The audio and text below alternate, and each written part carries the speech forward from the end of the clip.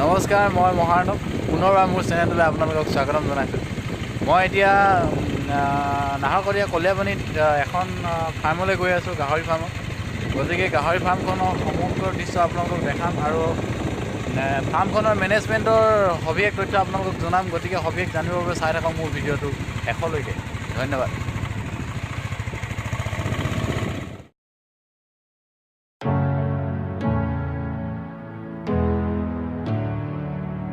Hello, it's me.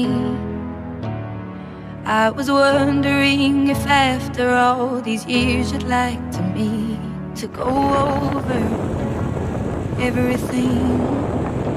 They say the time's supposed to heal you, but I ain't done much bleed. Hello, can you hear me? I'm in California dreaming about who we used to be when we were younger and free. I've forgotten how it felt before the world fell at our feet. There's such a difference between us and a million miles. Hello from the other side. I must have called 1,000 times. Tell you I'm sorry for everything that I've done when I called you. To tell you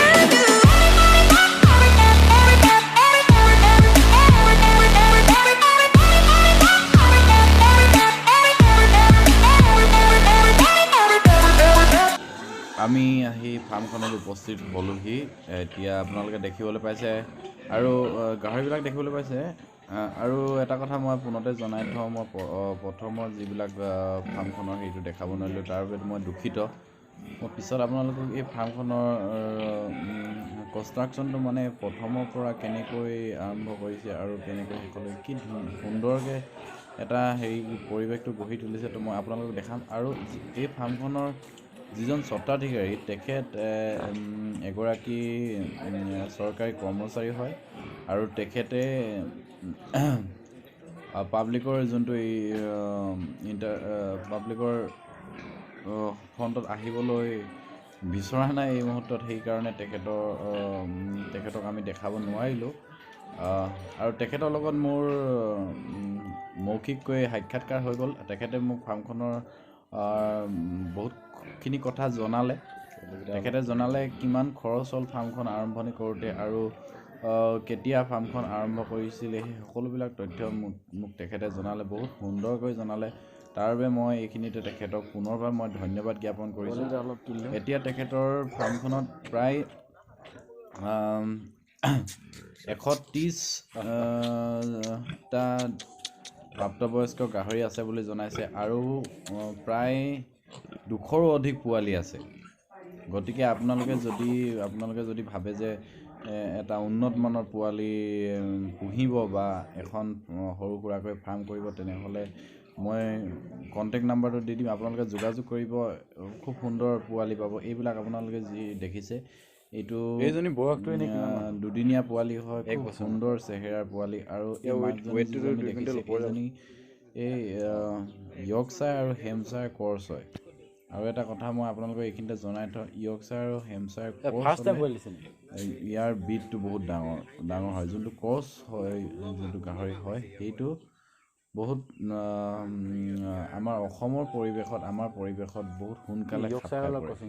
গতিকে আপোনালোকে পিয়ৰটো পোহাতকৈ মই suggest কৰিম আপোনালোকে cross ব্ৰীডটো পোহক, লাভজনক হ'ব। আৰু আপোনালোকক মই জনাওঁ, ইয়াত যোনবিলাক এই দুজনী গাহৰি যিকেইজনী দেখিছে, আপোনালোকে ইয়াত ভিডিঅ'টোত ইমান ডাঙৰ দেখা নাই, কিন্তু মই আপোনালোকক কৈছোঁ 2 কুইণ্টেল প্লাছ আছে এইকেইজনী। আৰু কেইটামান গাহৰি বিক্ৰীৰ বাবে সাজু কৰি দিছে।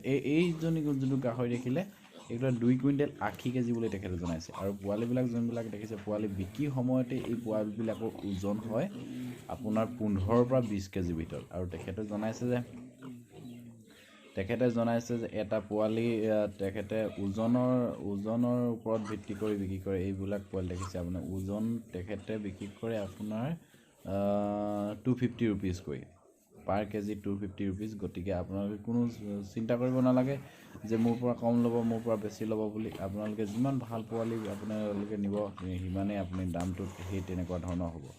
এইবিলাক বহুত ভাল লাগিলে তেখেতক। ইয়াৰ ওজন হ'ব আপোনাৰ পৰা আমি যাম বুলি ভাবি থৈছোঁ। পুনৰবাৰ তেখেতলোকৰ ফাৰ্মখন ভিজিট কৰিম। তেখেতলোকৰ কৰ্মচাৰী তেখেতলোকে কেনেকৈ ফিডবিলাক খুৱায় মই আপোনালোকক দেখাম। এনেইতো সকলোবিলাক মই কথা পাতিলোঁ। আজিৰ ভিডিঅ'টো ইমানেই। পুনৰ এটা নতুন ভিডিঅ' লৈ মই আকৌ উপস্থিত হ'ম।